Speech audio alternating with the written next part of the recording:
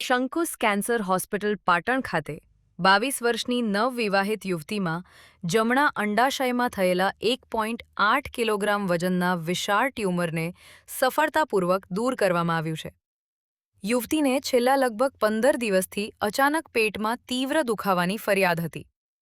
Ultrasound અને MRI તપાસમાં જમણા અંડાશયમાં મોટી ગાંઠ હોવાનું સામે આવ્યું હતું. રક્ત તપાસમાં કેટલાક ટ્યુમર માર્કર્સ વધેલા જોવા મળ્યા હતા. ગાંઠ જમણા અંડાશય સુધી મર્યાદિત હોવાનું જણાતા સર્જરી કરવાનો સર્વાનુમતે નિર્ણય લેવામાં આવ્યો હતો. ત્યારબાદ surgical oncologist doctor Sudeep Haldar દ્વારા સફળતાપૂર્વક સર્જરી કરવામાં આવી હતી.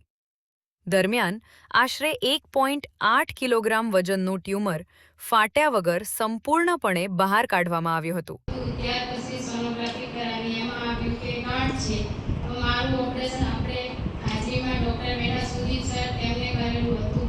મારી 1 કિલો 800 ગ્રામની ગાંઠ હતી.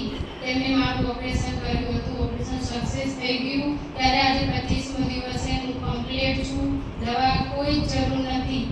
આજે પણ હું કમ્પ્લીટ છું. એમને તેમના સ્ટાફ તેમને બધાએ જ મારી બરોબર સારવાર કરી હતી.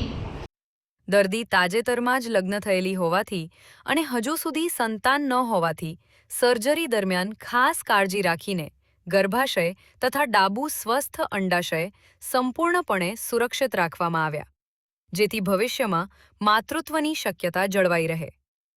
ડોક્ટર સુદીપ હલદારે જણાવ્યું હતું કે અંડાશયમાં થતી દરેક ગાંઠ કેન્સર હોય એવું જરૂરી નથી. ઘણી ગાંઠો સંપૂર્ણપણે સૌમ્ય પણ હોઈ શકે છે.